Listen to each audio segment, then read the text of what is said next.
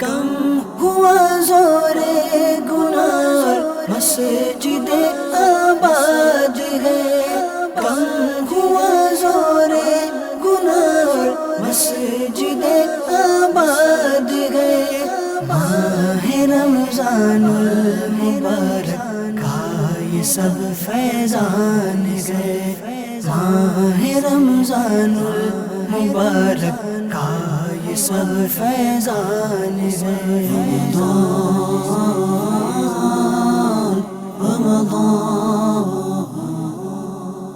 الحمدللہ رب العالمین والصلاة والسلام علی سید الانبیاء والمرسلین، اما بعد فاعوذ باللہ من الشیطان الرجیم، بسم اللہ الرحمن الرحیم۔ الصلاة والسلام علیک یا رسول اللہ وعلی آلک واصحابک یا حبیب اللہ، الصلاة والسلام علیک یا نبی اللہ وعلی آلک واصحابک یا نور اللہ۔ ایف جی این چینل کے ناظرین، سب سے پہلے تو آپ سب کو ماہ رمضان کی مبارکباد پیش کرتا ہوں۔ ماہ رمضان کی آمد آپ سب کو میری طرف سے بہت بہت مبارک ہو۔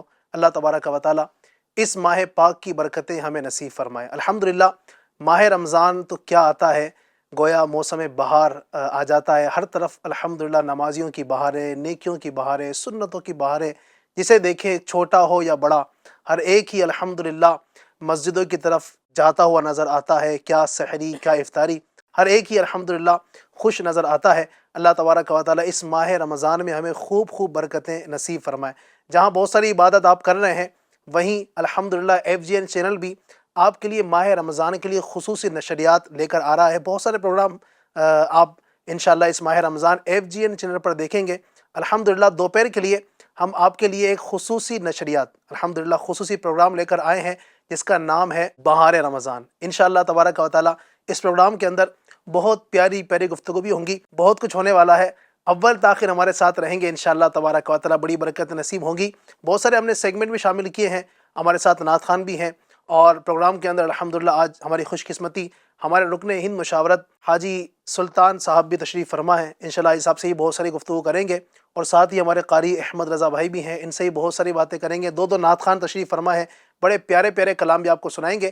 اول تاخیر اگر ہمارے ساتھ شریک رہیں گے، بہت کچھ سیکھنے کا موقع ملے گا۔ اللہ تعالی ہم سب کو اس پروگرام کی برکت عطا فرمائے۔ آئیے پروگرام کے شروع میں ایک کلام شامل کرتے ہیں۔ صلی اللہ علیہ یا رسول اللہ وسلم علیک یا حبیب اللہ۔ آ گیا رمضان ہے، آ گیا رمضان ہے، آ گیا رمضان ہے، آ گیا رمضان ہے۔ مرحبا صد مرحبا فی آمد رمضان ہے، مرحبا صد مرحبا فی آمد رمضان ہے۔ کھل اٹھے مرجھائے دل، کھل اٹھے مرجھائے دل، تازہ ایمان ہے۔ آ گیا رمضان ہے، آ گیا رمضان ہے، آ گیا رمضان ہے، آ گیا رمضان ہے۔ یا خدا عاصیوں پر یہ بڑا احسان ہے، یا خدا عاصیوں پر یہ بڑا احسان ہے۔ زندگی میں پھر عطا، زندگی میں پھر عطا، ہم کو کیا رمضان ہے۔ آ گیا رمضان ہے، آ گیا رمضان ہے، آ گیا رمضان ہے، آ گیا رمضان ہے۔ تجھ پہ صدقے جاؤں رمضان تو عظیم الشان ہے، تجھ پہ صدقے جاؤں رمضان تو عظیم الشان ہے۔ تجھ میں ہی نازل کیا، تجھ میں ہی نازل کیا ہے رب نے قرآن ہے۔ آ گیا رمضان ہے، آ گیا رمضان ہے، آ گیا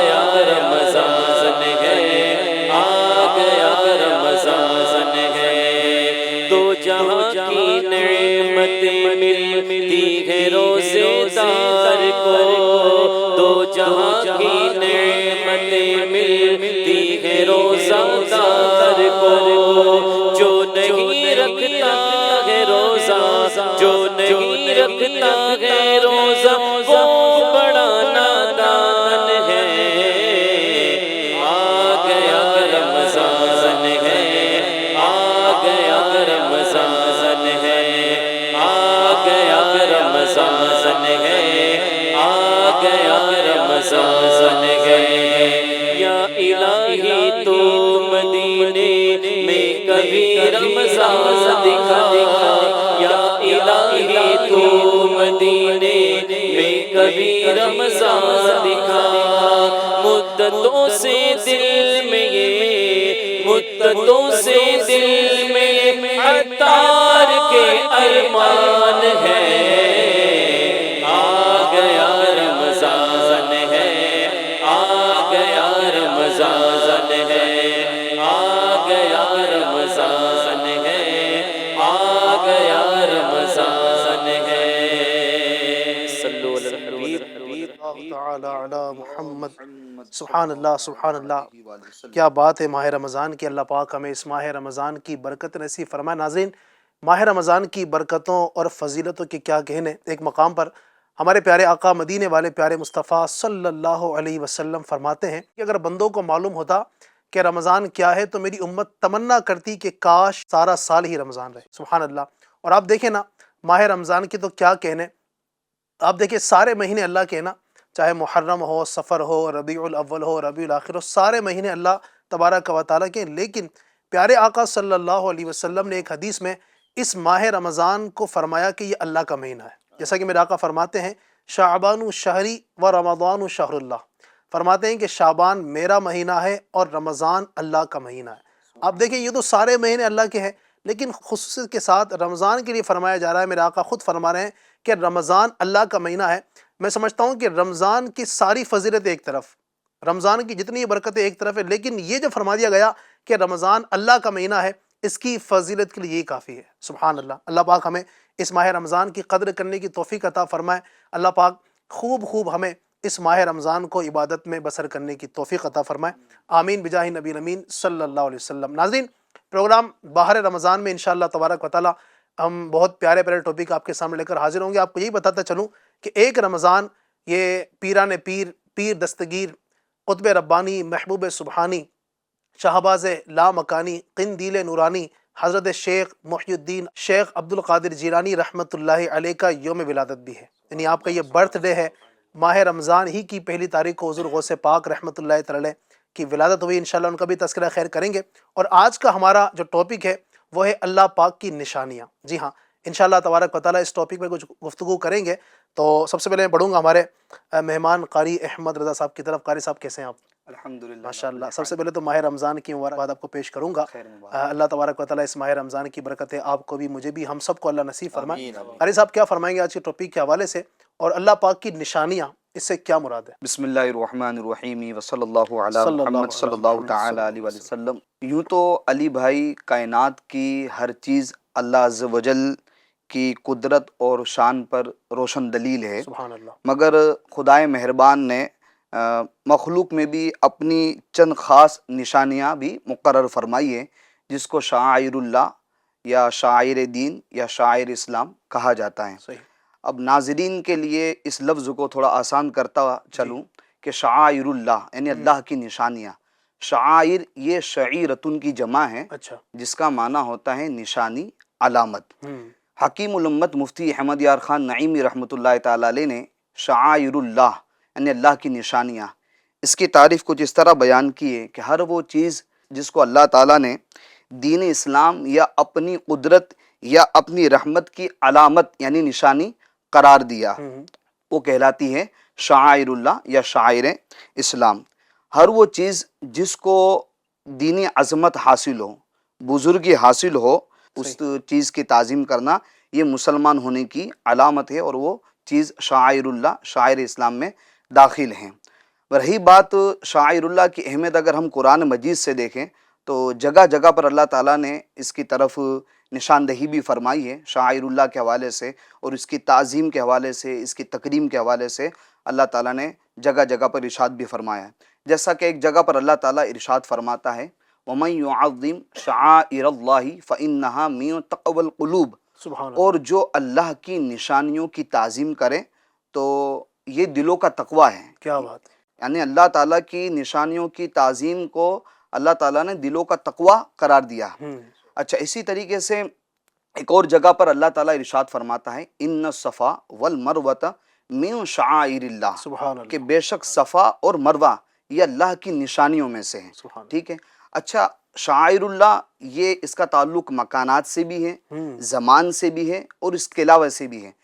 مکانات سے اگر ہم دیکھیں تو شعائر اللہ کیا کیا ہے، جیسے کہ خانہ کعبہ ہے، مزدلفہ ہے، رمی جمرات جہاں شیطان کو کنکر مار کر رمی کی جاتی ہے، مزدلفہ ہے، مینا ہے، ٹھیک ہے. اسی طریقے سے صفا ہے، مروہ ہے، مسجد ہے، بزرگوں کے جو مزارات ہیں، یہ سب مکانات میں آتے ہیں، ٹھیک ہے، جگہوں میں آتے ہیں. یہ اللہ کی نشانی. یہ اللہ کی نشانی، ان کا تعلق مکانات سے ہے. جی. اسی طرح اللہ تعالیٰ کی نشانیوں کا تعلق زمانے سے بھی ہے، جس کو وقت اور یعنی کہ دین سے جس کا تعلق ہو. صحیح. جیسے مثال کے طور پر ہم رمضان کو دیکھ لیں، آہا. یہ بھی رمضان اللہ تعالیٰ کی نشانیوں میں سے، اور ابھی آپ نے حدیث پاک سنائی کہ شہر اللہ ہے، یہ تو اللہ کا مہینہ ہے. اسی طریقے سے ایام تشریق ہیں، ٹھیک ہے، یہ بھی اللہ کی نشانیوں میں سے. یہ جمعہ کا دن ہے، عید الاضحیٰ ہے، عید الفطر ہے، تو یہ سب سمجھو زمان سے ان کا تعلق ہے. اس کے علاوہ اور بھی دیگر چیزیں شعائر اللہ میں آتی ہیں. اب جو شعائر اللہ ہوتی ہے یعنی اللہ کی نشانیاں ہوتی ہے، اس کی تعظیم کرنا یہ سمجھو مسلمانوں کا شیوا ہے، اور مسلمان ہونے کی علامت اس کو قرار دیا گیا ہے. اب آپ دیکھیں علی بھائی، اب صفا مروہ، اب یہ کہ اللہ کی نشانیاں اس کو قرار دی گئی، اللہ کی نشانی اس کو قرار دی قرآن پاک نے. کیوں کہ اس کو حضرت حاجرہ رضی اللہ تعالی عنہا سے نسبت ہو گئی. اس کا واقعہ تو وہ تو طویل ہے، مگر ایک مختصر طور پر یہ ہے کہ جب حضرت ابراہیم علیہ السلام اپنے بیٹے حضرت اسماعیل علیہ السلام اور اپنی زوجہ حضرت حاجرہ رضی اللہ تعالی عنہا کو یعنی کہ ایسے جنگل میں آپ کو چھوڑ دیا جہاں پر یعنی کہ پانی وغیرہ اور کھانے پینے کا کوئی انتظام نہیں تھا.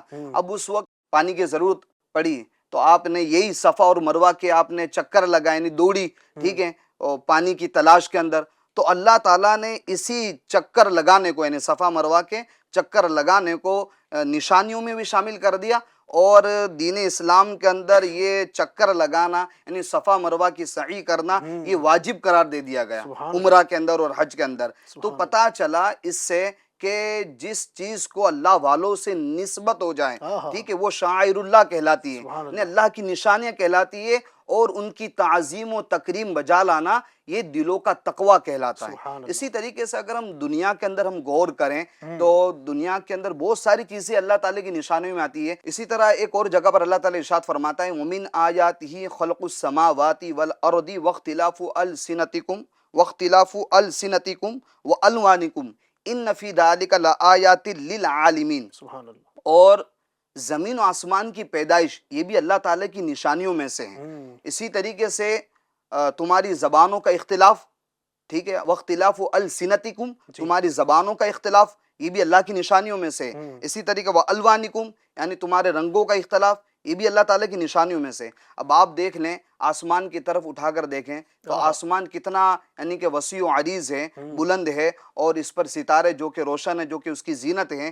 اسی طریقے سے ہم زمین کی طرف دیکھتے ہیں تو زمین کتنی وسیع و عریض ہے، اور یہ نرم نہیں ہے، ٹھیک ہے، بلکہ سخت ہے، اور اس پر پر ہیبت پہاڑ بالکل نصب نما ہے. اور اسی طریقے سے اس کے اوپر جنگلات ہیں، میدانات ہیں، ریت کے ٹیلے ہیں، سمندر اور دریا بہہ رہے ہیں. اسی طریقے سے اگر آپ انہیں باغات کی طرف دیکھیں تو جو پھل اور پھولوں سے لدے ہوئے. اسی طریقے سے انسانوں کی زبان، ٹھیک ہے، تو کوئی عربی بولتا ہے، تو کوئی فارسی بولتا ہے، تو کوئی گجراتی بولتا ہے، کوئی ہندی بولتا ہے، کوئی مارواڑی بولتا ہے، تو کوئی مراٹھی بولتا ہے، کوئی میمنی بولتا ہے. اب یہ زبانوں کا اختلاف دیکھیں آپ. اب دنیا بھر کے اندر اگر زبانوں کا اندازہ لگایا جائے تو ہزاروں زبانیں ہوگی جو بولی جاتی ہیں. اسی طریقے سے واختلاف السنتکم، تمہاری زبانوں کا اختلاف، ٹھیک ہے، والوانکم، اور تمہاری رنگوں کا اختلاف، کوئی گورا ہے، کوئی کالا ہے، کوئی گندمی ہے، ٹھیک ہے. اسی طریقے سے خود انسان اپنی جسم کی بناوٹ پر غور کریں تو ٹھیک ہے، تو ایک سر ہے، دو آنکھیں ہیں، دو رخسار ہیں، ایک زبان ہے، دو کان ہیں، ٹھیک ہے. اس طرح انسان اگر غور کرتا جائے، ٹھیک ہے، تو پتہ چلے گا کہ یہ ساری جو بھی نشانیاں ہیں اس کا کوئی نہ کوئی تو پیدا کرنے والا ہے. ایسا تو نہیں کہ چیزیں خود بخود وجود میں آ گئی ہے یا محض اتفاق ہے، نہیں، بلکہ حقیقت تو یہی ہے کہ اس کا جو حقیقی خالق ہے یہ رب تعالی ہے، ان سب کو پیدا کرنے والا رب تعالی ہے، اور یہ سب رب کے شاہکار ہیں. وہ کہتے ہیں نا، کوئی تو ہے جو نظام ہستی چلا رہا ہے، وہی خدا ہے، وہی خدا کیا ہے. بات ہے، سبحان اللہ سبحان اللہ. یہ ساری چیزیں سن کر جو ہے نا وہ آیت یاد آتی ہے، فَبِأَيِّ آلَاءِ رَبِّكُمَا تُكَذِّبَانِ.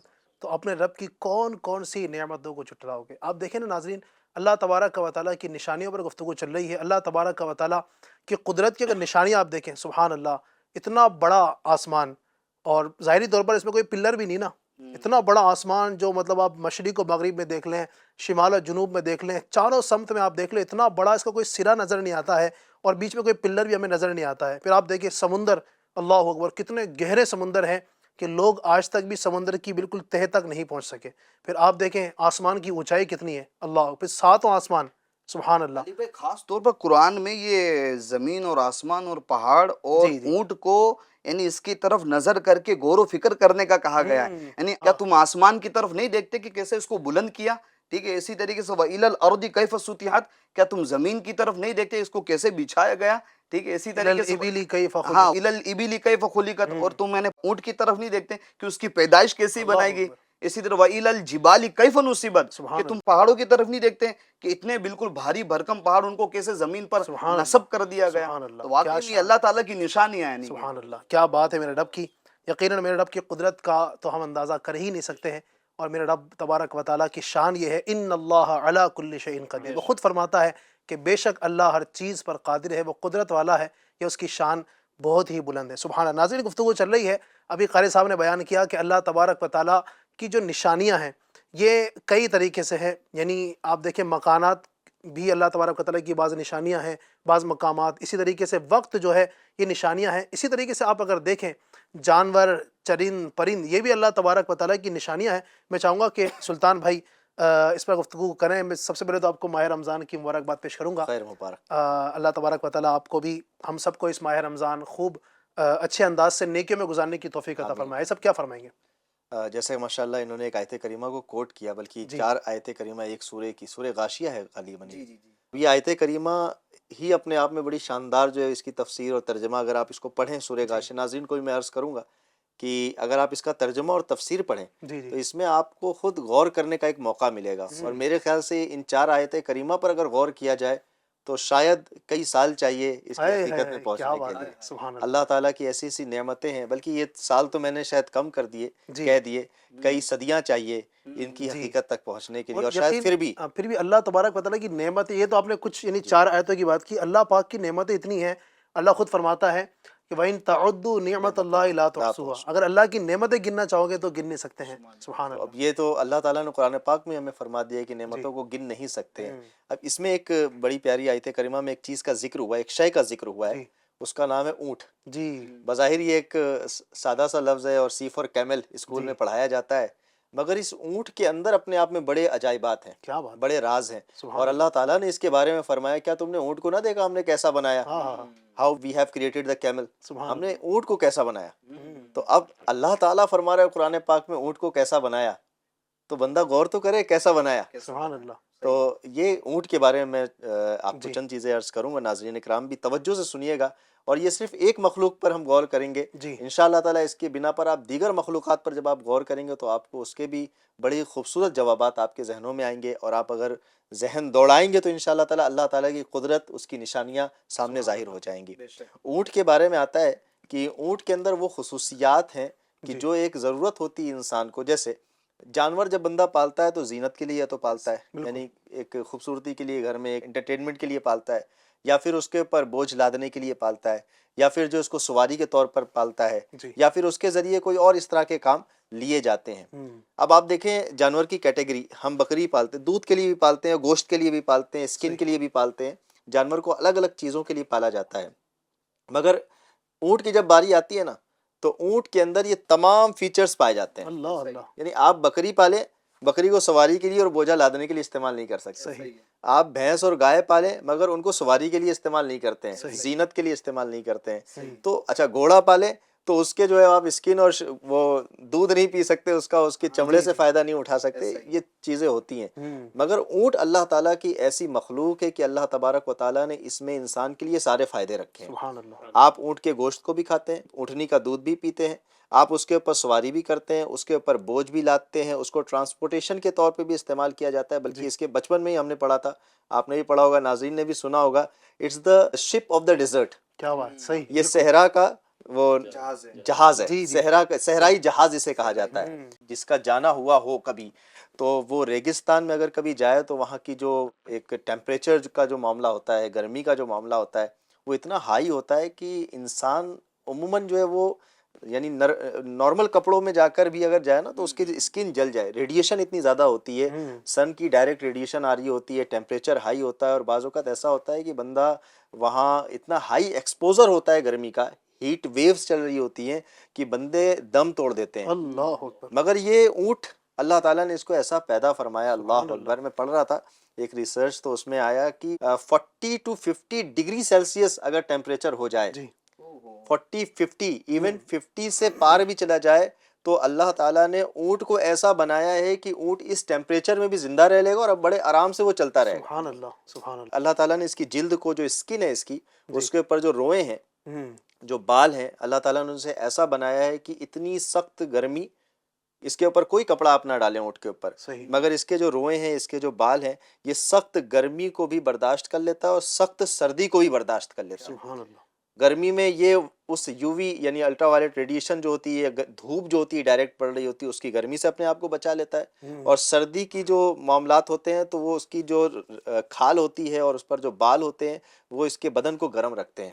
اچھا, یہ اس کے بدن کی بات کی جائے. اچھا, یہ چلتا ہے ریت پر, اور ریت اپنے آپ میں جب تھوڑی سی بھی گرم ہوتی ہے, کبھی کنسٹرکشن وغیرہ ہو اور کبھی بالو پڑی ہو اور اس کے اوپر بندہ پیر رکھے تو پتہ چلتا ہے کتنی گرم ہوتی ہے, بہت جلدی گرم ہو جاتی ہے. تو اللہ تعالیٰ نے اس کے پاؤں کو ایسا بنایا ہے, ایک پفی نما, ایک یوں سمجھ لے کہ چمڑا بہت مضبوط ہے, مگر اندر اس کے چربی اور اس طرح کی چیزیں ہوتی ہیں. اللہ تعالیٰ نے قدرتی طور پر پیدا فرمایا ہے کہ جب وہ ان ڈیزرٹ پر جلتی ہوئی ریت پر بھی پاؤں رکھتا ہے تو اس کو تکلیف محسوس نہیں ہوتی. سبحان اللہ. اچھا, یہ چونکہ صحراؤں میں اور ریگستانوں میں پایا جاتا ہے جہاں بہت زیادہ گرمی ہوتی ہے, تو اچھا بعض اوقات ایسا بھی ہوتا ہے کہ اس کو کئی دن سفر کے لیے اور ٹرانسپورٹیشن کے لیے, عموماً پہلے کے دور میں تو یہ ہوتا تھا, آج بھی ہو سکتا ہے کہ جو اس طرح کے گاؤں دیہات کے علاقے اور صحرا کے, وہاں اس کو ٹرانسپورٹیشن کے طور پہ استعمال کیا ہی جاتا ہوگا.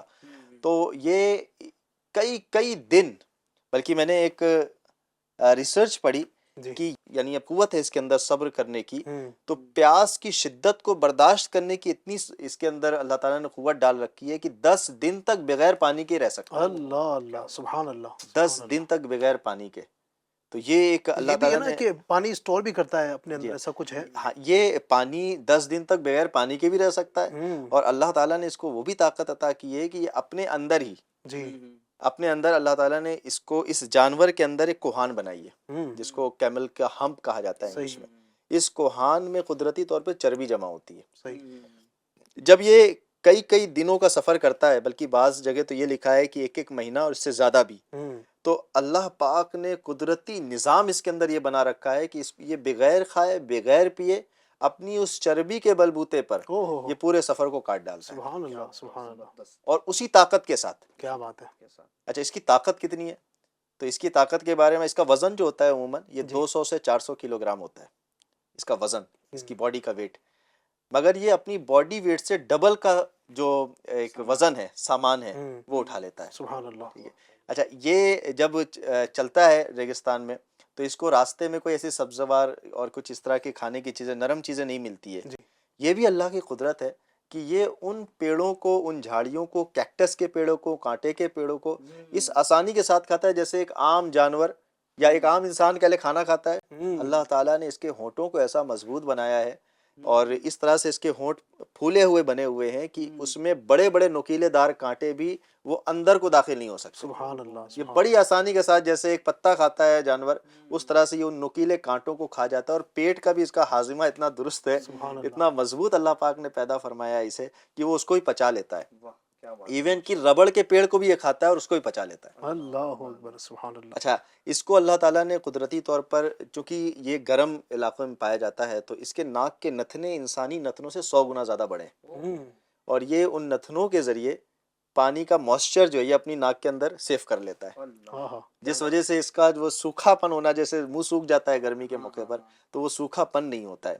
پھر اسی طرح اس کی آنکھوں پر جو پلکیں ہوتی ہیں، یہ پلکیں آٹومیٹک اللہ تعالیٰ نے ان کو ایسا شیڈ بنا رکھا ہے اس کے لیے کہ اگر کبھی تند ہوا چلے، گرم ہوا چلے، یا پھر جو ہے وہ دھول اور اس طرح کی چیزیں اڑیں، تو یہ آٹومیٹک اپنی ان آنکھوں کو کھولے ہوئے چل بھی رہا ہوتا ہے، اور ان آنکھوں کی پلکوں کی وجہ سے یہ وہ دھول دھال سب جو وہ دور کر رہا ہوتا ہے. یعنی شیلڈ ہوتی ہے، جس طرح سے آپ نے گاڑی میں دیکھی ہوگی، تو وہ شیلڈ کا کام کر رہی ہوتی ہے اس کی یہ پلکیں.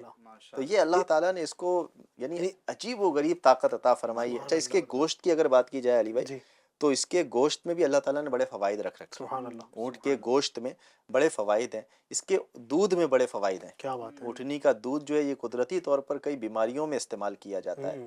اس کا چمڑا جو ہے، اس چمڑے کو کئی چیزوں میں بنانے میں استعمال کیا جاتا ہے. بدن کی حیت جو ہے نا وہ بھی بہت بڑی ہوتی ہے.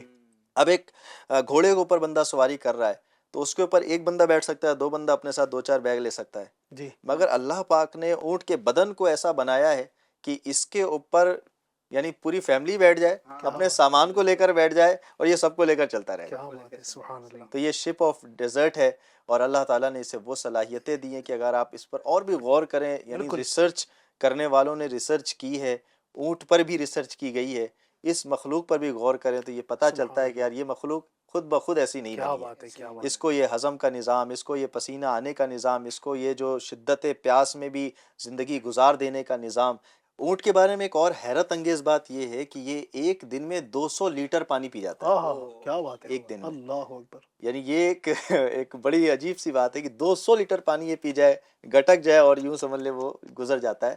مگر نارمل دنوں میں اگر اس کو 30 لیٹر پانی بھی صرف مل جاتا ہے، یعنی آپ دیکھیں تو ایک کین جو آتی ہے 20 لیٹر کی ہوتی ہے، اور اس سے 10 لیٹر اور زیادہ، یعنی اگر 30 لیٹر پانی بھی یہ پی لے تو کئی دن تک یہ بھوکا پیاسا رہ سکتا ہے. اچھا، اس کی خوراک جو ہے نا عموماً 30 سے 35 کلو چارہ ہے، مگر اس کو آپ 2 کلو چارہ دے کر کئی مہینوں تک اس کی زندگی گزار سکتے ہیں. روزانہ کے 2 کلو چارہ، یعنی آپ سوچیں اتنا 200 سے 400 کلو گرام کا یہ جانور، اور 2 کلو چارے میں. اونٹ کے منہ میں زیرہ مثال تو سنی ہے، مگر یہ اونٹ کے منہ میں 2 کلو گھاس کیا نظر آئے گی، کہاں نظر آئے گی. مگر اللہ تبارک و تعالیٰ نے اس کو ایسا پاور عطا کی، ایسی طاقت عطا کی کہ ان سے بھی گزارا کر لیتا ہے. اب یہ غور کرنے کی بات ہے علی بھائی، مطلب یہ اگر کنکلوڈ کیا جائے اونٹ کی ہی ذکر پر، چونکہ ہم قرآن کی ایک آیت پر غور کرنے کی نیت سے یہ سن رہے ہیں، صرف ایک ایز اے انٹرٹینمنٹ تو سن نہیں رہے. تو اب ہم غور کریں کہ یار یہ اتنا بڑا جانور اتنی خوراک میں بھی رہ جا رہا ہے، اتنا بڑا جانور اتنے سے پانی پہ زندہ رہ رہا ہے، بلکہ بغیر پانی پیے بھی کئی دن تک زندگی گزار لے رہا ہے، سخت گرمی سخت سردی کو برداشت کر رہا ہے. کیا یہ اپنے آپ بن گیا؟ کیا یہ نظام اپنے سے چلا رہا ہے؟ نہیں، معلوم یہ چلتا ہے کہ اس کو چلانے والا کوئی ہے. سبحان اللہ. یہ نشانی اللہ تبارک و تعالیٰ کی. اونٹ بھی ایک نشانی ہے کہ جس کے ذریعے پتہ چلتا ہے کہ اس کا بھی خالق اور مالک کوئی ہے، اور یہ سارے نظام وہی چلا رہا ہے. سبحان اللہ، سبحان اللہ. کیا شان ہے میرے رب کی. ناظرین، آپ نے غور کیا، یقیناً بڑا مزہ آ رہا تھا سلطان بھائی جب بیان کر رہے تھے. اللہ تبارک و تعالیٰ کی ایک مخلوق جو ہے اونٹ، اس کا ذکر کیا گیا، اس کے اندر اللہ تبارک و تعالیٰ کی قدرت کی کتنی نشانیاں ہیں. یعنی ظاہری طور پر آپ اس کی بناوٹ دیکھیں، اس میں بھی اللہ تبارک و تعالیٰ کی نشانی آپ کو نظر آتی ہے. پھر اس کے اندرونی جو معاملات ہیں، سبحان اللہ، کس طرح کی اس کے اندر چیزیں آپ نے یہ سنی. اللہ تبارک و تعالیٰ کی یہ کتنی عظیم نشانی ہے. بہت ساری اور بھی نشانیاں یہ ہوتا ہے، انشاءاللہ اس کو بھی ہم ڈسکس کریں گے. اب بڑھتے ہیں اپنے کچھ سیگمنٹ کی طرف. ہمارا ایک سیگمنٹ ہم نے اس میں شامل کیا ہے جس کا نام ہے لفظ سے شعر سنائیے. یا آپ ایک باؤل ہمارے سامنے دیکھ رہے ہوں گے، اس میں کچھ چٹیاں ہیں، مختلف لفظ اس کے اندر لکھے ہوئے ہیں. تو ہم انشاءاللہ تبارک و تعالیٰ ہمارے ساتھ جو 2 نعت خوان ہیں، ہمارے قاسم بھائی، مستقیم بھائی، ان سے گزارش کریں گے ایک ایک چٹی اٹھائیں گے، اور انشاءاللہ تبارک و تعالیٰ جو لفظ آتا ہے اس سے یہ شعر سنائیں گے. اچھا، ان کو پتہ نہیں ہے بھی کہ اس میں جو نا لفظ کون سا ہے، دیکھتے ہیں کہ کیا نکلتا ہے. سب سے پہلے قاسم بھائی سے گزارش کروں گا. قاسم بھائی ایک لفظ نعتوں کے رنگ کا ایک ماڈیول بن گیا. جی نعتوں کے رنگ کی یاد اس میں تازہ ظاہر سی بات ہے. اب ہمارے نعت خوانوں کی بھی تو ذہنی آزمائش ہو. آپ کھولیں. ماشاء اللہ. ناظرین دیکھیں کون سا لفظ نکلتا ہے. جی ماشاء اللہ، کیا بات ہے. سبحان اللہ. کیا لفظ ہے؟ حسین. ارے واہ، کیا بات ہے. سبحان اللہ. تب کیا کرنا ہوگا علی بھائی؟ اب ان کو شعر سنانا کس پر؟ حسین. حسین سے. کیا بات ہے. حسین چاہے درمیان میں آ جائیں. میرا بادشاہ حسین ہے، میرا بادشاہ حسین ہے، یہ بات کس قدر ہنسی، یہ بات کس قدر ہنسی جو کہہ گئے معین الدین کہ دین کی پناہ حسین ہے، میرا حسین ہے، میرا بادشاہ حسین ہے. سبحان اللہ سبحان اللہ، کیا بات ہے، کتنا پیارا شعر سنایا ہے. اب بڑھتے ہیں مستقیم بھائی کی طرف، دیکھتے ہیں مستقیم بھائی کون سا شعر سنائیں گے. ماشاءاللہ جی. رمضان کیا بات ہے، رمضان کیا بات ہے. ماشاء اللہ، رمضان بھی ہے اور رمضان پر کلام بھی ہے. کیا بات ہے. دیکھیں اب ہمارے مستقیم بھائی کون سا شعر سناتے ہیں. یہ بھی قدرتی طور پہ ہوا ہے. بالکل سبحان اللہ، کیا بات ہے. ایک بار تو دکھا دو رمضان میں مدینہ، ایک بار تو دکھا دو رمضان میں مدینہ، بے شک بنا لو آقا مہمان دو گھڑی کا، بے شک بنا لو آقا مہمان دو گھڑی کا، بے شک بنا لو آقا مہمان دو گھڑی کا. سبحان اللہ سبحان اللہ. ایک کاش کہ ہماری یہ تمنا، یہ آرزو پوری ہو. کیا بات ہے ماہ رمضان کی، اللہ پاک ہمیں رمضان مدینہ نصیب فرمائے. اور ایک روایت میں نے سلطان بھائی پڑھی، میرے آقا ارشاد فرماتے ہیں کہ جس نے رمضان میں عمرہ کیا تو ایسا ہے کہ گویا اس نے میرے ساتھ حج کیا. سبحان سبحان اللہ. اللہ. اللہ کریم نصیب فرمائے، اور یہ سعادت، یہ برکت اللہ ہمیں دیکھنا نصیب فرمائے. تو چٹھی ہم نے اٹھائی تھی، میں چاہوں گا کہ سلطان بھائی بھی ایک چٹھی اٹھا رہے نا. دیکھیں نعت تو ماشاء اللہ ہر ایک ہی پڑھتے ہیں، دیکھتے ہیں سلطان بھائی کے حصے میں کون سی آتی ہے اور کون سا کلام سنائیں گے سلطان بھائی. نام محمد. واہ واہ، کیا بات ہے. سبحان اللہ. سبحان اللہ. کیا بات ہے بھائی، طرز میں سنائیں گے انشاءاللہ. بالکل بتانے کی اجازت نہیں ہے ماشاء اللہ. مشہور ہے. جی. آنکھوں کا تارا نام محمد، دل کا اجالا نام محمد، دولت جو چاہو دونوں جہاں کی، دولت جو چاہو دونوں جہاں کی، کر لو وظیفہ نام محمد. آنکھوں کا تارا نام محمد، دل کا اجالا نام محمد. سبحان اللہ. کیا بات ہے، کتنا زبردست شعر سنایا. چلیے اب احمد بھائی کی بھی ہم ایک چٹھی پکڑائیں گے. ایسا نہیں ہو سکتا ہے کہ اس کو کینسل کر دیا جائے؟ نہیں نہیں، ایسا یا اللہ پاک. انصاف تو یہی ہے نا، سب سے سنا جائے. نعت تو سب سے بسم اللہ. کیا بات ہے. 3 گیسٹ نے سنا دی تو آپ کا بھی حق بنتا ہے. جی جی دیکھتے ہیں بالکل بالکل دیکھتے ہیں. سبحان اللہ. ولادت، ارے واہ کیا واہ. بات ہے. ولادت پر شعر سنانا گئی اور اگر نہیں سنا پائے تو اس کی سزا کیا ہے؟ امید ہے آپ سنا دیں گے انشاءاللہ. چلیں اشارہ دیں آپ کو. جی جی جی یاد تو آ گیا ہے. چلیں چلے میں آپ مدد کر دیجئے گا. میں نہیں آپ یاد آ کو گیا ہے. اس شعر کا پہلا مصرع، یہ پہلا جو مصرع ہے، پہلا تو مصرع یاد آ گیا. پہلے مصرعے کا بس ایک لفظ بتا دوں آپ کو. جی پر نور ہے. وہ یاد تو آ گیا، جو ہے دوسرے شعر میں ہے. چلے اسی کلام کا ایک شعر آپ کو اور سنا دیں. اچھا چلے اس کلام کا ایک شعر جو ہے اس کا ایک میں آپ کو. ٹھیک ہے ٹھیک ہے، آ گیا، یاد آ گیا، یاد آ گیا، یاد آ گیا. ماشاء اللہ. پر نور ہے زمانہ صبح شب ولادت، پر نور ہے زمانہ صبح شب ولادت، پردہ اٹھا ہے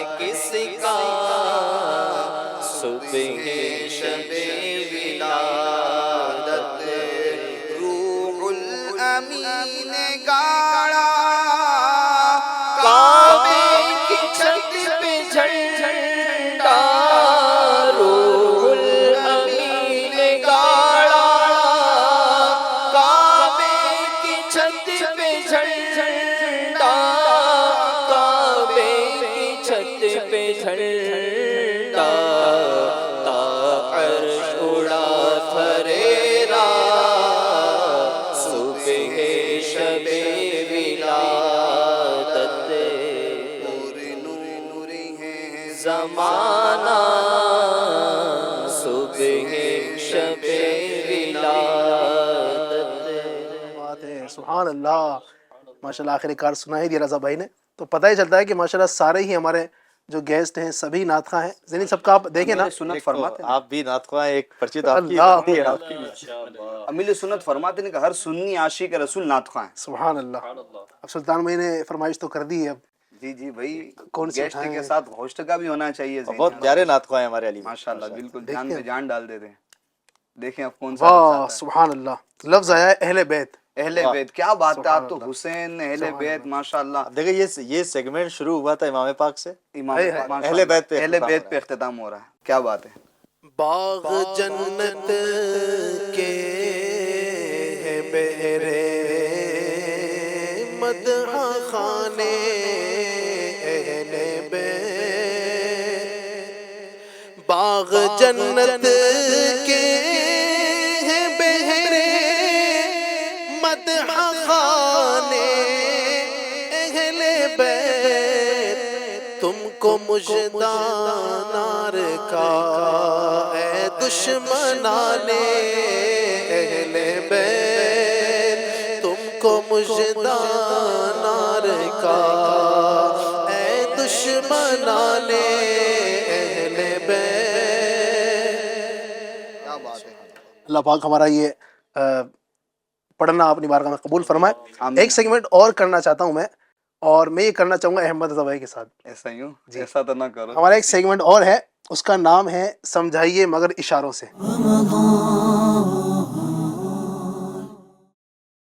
اور کچھ چیز ہم ان کو دکھائیں گے انشاءاللہ، اور یہ سمجھانی ہوگی ان کو، اور وہ کیا سمجھانا چاہ رہے ہیں یہ بتائیں گے ہمارے سلطان بھائی۔ یا بس بات، کوئی آسان سا لفظ لوں آپ کے لیے، آپ پریشان نہیں ہوئیے گا، میرے لیے بھی آسانی ہو جائے گی۔ بالکل بالکل انشاءاللہ۔ چلیں اس میں آپ مدد بھی کریں گے آپ ہماری، وَتَعَاوَنُوا عَلَى الْبِرِّ وَالتَّقْوَىٰ۔ چلیں میں آپ کو ایک دکھاتا ہوں لفظ، ٹھیک ہے؟ جی ماشاءاللہ۔ چلیں ماشاءاللہ جی۔ یہ ناظرین دیکھیں کیا اشارہ کرتے ہیں رضا بھائی، بولنا نہیں ہے نا؟ بولنا نہیں ہے آپ کو، اشاروں سے سمجھانا ہے۔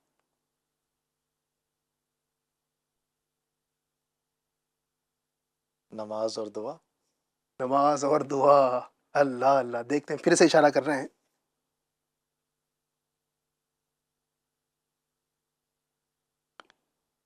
کچھ کتاب کھول رہے ہیں، کتاب کھولنا، اچھا یہ کتاب کا نام ہے، چلیں ماشاء اللہ لگتا ہے قریب قریب پہنچ رہے ہیں کوئی سلطان بھائی۔ نماز، اچھا آپ کو اشارہ دوں نماز ایک؟ کے احکام، ہاں بھائی کیا بات ہے، ماشاء اللہ۔ کیا یہ بات ہے۔ امیر اسد کی بہت پیاری کتاب نماز کے احکام کا اشارہ کر رہے تھے، اور سلطان بھائی ماشاء اللہ پہنچ چکے ہیں، ان کا جواب درست ہو چکا ہے، سبحان اللہ۔ اچھا یہ جو کتاب ہے ماشاء اللہ بہت ہی پیاری کتاب ہے، ناظرین کو میں دعوت بھی پیش کروں گا۔ کتاب ہے، اس کتاب کے اندر 12 رسالے موجود ہیں، جیسے نماز کے احکام، نماز کے حوالے سے بہت ساری معلومات اس کے اندر ہے، وضو کا طریقہ اس میں ہے، غسل کا طریقہ ایک رسالہ ہے، نماز جنازہ کا طریقہ، مسافر کی نماز، اسی طریقے سے تیمم کا طریقہ ایک کتاب کے اندر موجود ہے۔ میں آپ سے عرض کروں گا آپ مکتبۃ المدینہ سے اس کو حاصل کریں، اس کو خود بھی پڑھیں اور اس کی برکتیں حاصل کریں انشاءاللہ۔ علوم پر مبنی یہ رسالہ ہے، یہ ہر گھر میں ہونا چاہیے، ایسے ہی اسلامی بہنوں کا بھی ہے، اسلامی بہنوں کی نماز، یہ دونوں کتابیں میری گزارش ہے کہ یہ لینا چاہیے اور گھر میں رکھنا چاہیے، پڑھنا بھی چاہیے، پڑھانا بھی چاہیے۔ کیا بات ہے، سبحان اللہ۔ جی اب سلطان بھائی کی باری۔ سلطان بھائی سے کریں گے اشارہ؟ کیا ہے بھائی؟ جی جی چلے آسان سے لے لیتے ہیں سلطان بھائی سے بھی، آپ گھبرائے نہیں انشاءاللہ۔ اچھا ایک ایسا اشارہ لیں گے جو بہت آسان ہے، چلیے جی سلطان بھائی یہ آپ کے لیے ہے۔ وہ آپ کے لیے اچھا ہے، ان کے موضوع کا ہے ویسے، چلیں دیکھیے۔ آپ نے اشارہ دے دیا ان کو، اب دیکھیں۔ دیکھو جیسا میں ہاتھ کر رہا ہوں نا ویسا آپ بولنا، ٹھیک؟ چلیں ٹھیک ہے، بول سکتے ہیں۔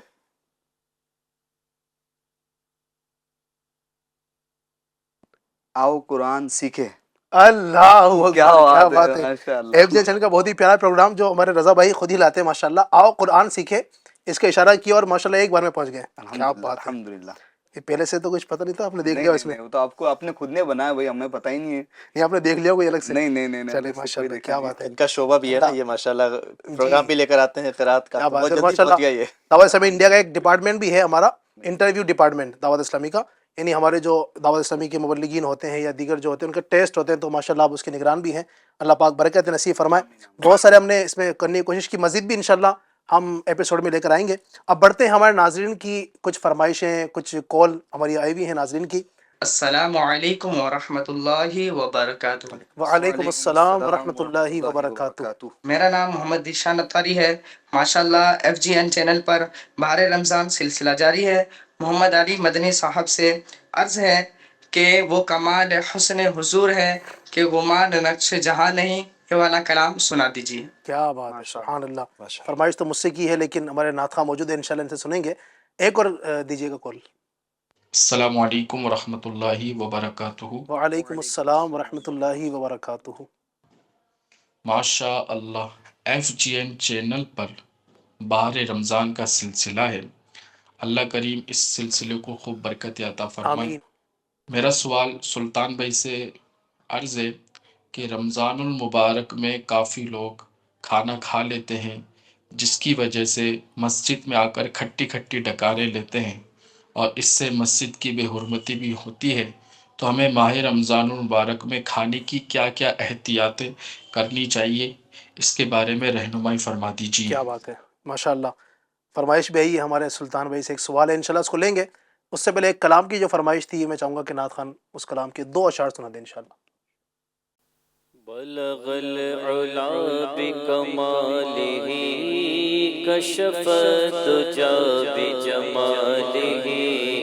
بلغ العلا بکمالہ کشف الدجا بجمالہ. حسنت جمیع خصالہ صلو علیہ وآلہ.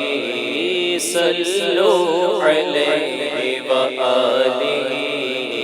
وہ کمال حسن حضور ہے کہ گمان نقص جہاں نہیں. وہ کمال حسن حضور ہے کہ گمان نقص جہاں نہیں. یہی پھول خار سے دور ہے، یہی پھول خار سے دور ہے، یہی پھول خار سے دور ہے. یہی شمع ہے کہ دھواں نہیں. صلو علیہ وآلہ.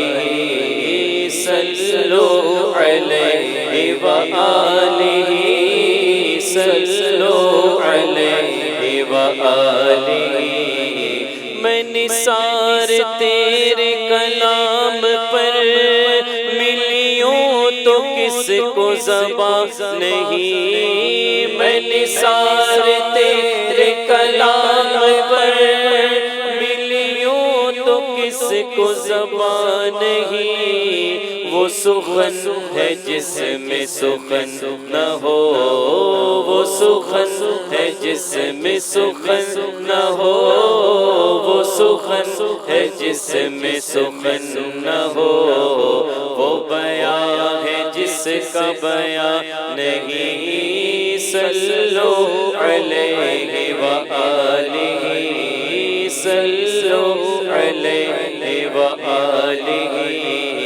کرو مدح اہل دول رضا، پڑے اس بلا میں میری بلا. کرو مدح اہل دول رضا، پڑے اس بلا میں میری بلا. میں گدا ہوں اپنے کریم کا، میں گدا ہوں اپنے کریم کا. میں گدا ہوں اپنے کریم کا.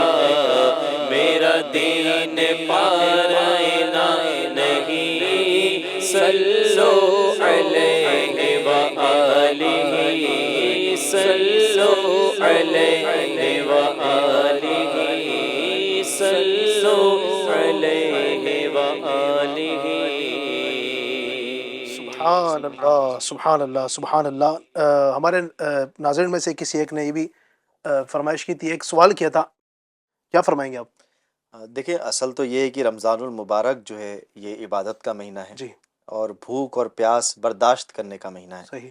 اب جب ہم اس کا الٹ کرتے ہیں تو ظاہر سی بات ہے کہ پھر وہ اس کے نتائج بھی پھر الٹ ہی آئیں گے، کھٹی ڈکاریں بھی آئیں گی، پیٹ بھی خراب ہوگا، ڈاکٹر کے پاس لائن بھی زیادہ لگے گی، بالکل.